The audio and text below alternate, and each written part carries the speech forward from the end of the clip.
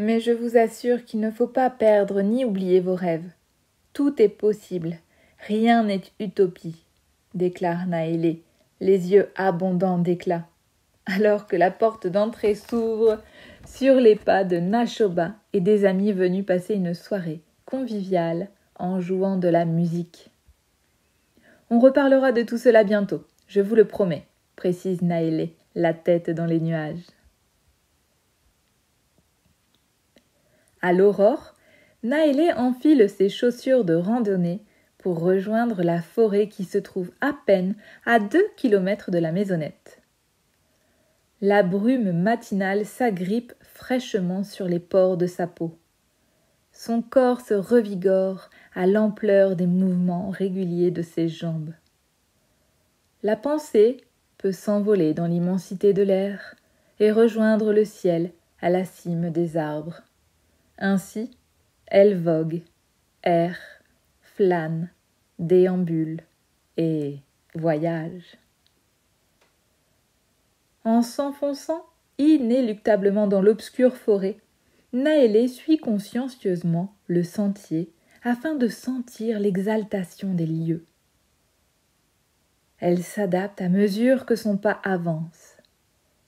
Ses yeux s'habituent au brouillard ambiant. Devenant habitante du paysage, elle progresse précautionneusement vers le cœur. Elle sent sa respiration devenir de plus en plus calme, équilibrée et saine.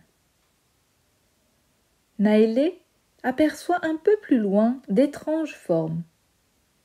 Elle ne peut distinguer réellement ce que cela représente et essaie de mesurer ce dont il est question. Elle continue, sort du chemin et avance.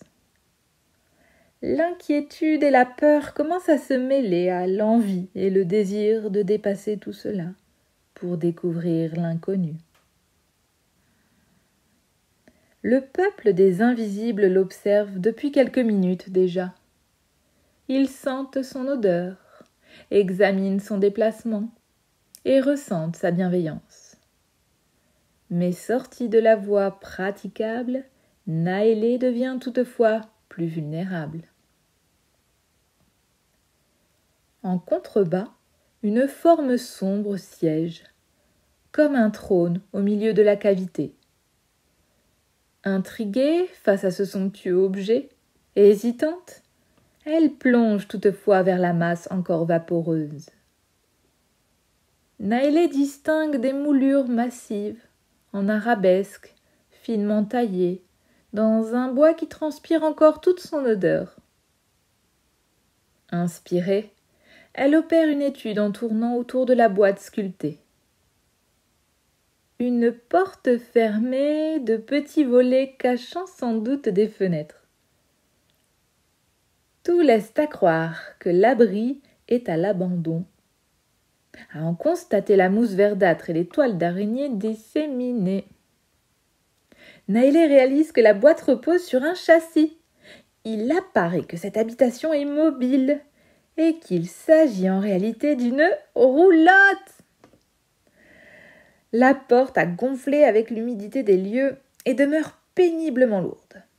La volonté pour force, Naélé parvient à entr'ouvrir l'habitacle et se glisse dans cet intérieur étonnamment suave où l'arôme de cannelle emplit merveilleusement le lieu. Ses yeux éblouis par une fabuleuse bibliothèque lui rappellent son amie Niani. Dans un premier élan, elle parcourt les tranches des livres où se côtoient divers auteurs traitant du voyage. Elle ne peut s'empêcher de saisir un ouvrage, de l'ouvrir délicatement pour y plonger le nez et humer le parfum des pages vieillies.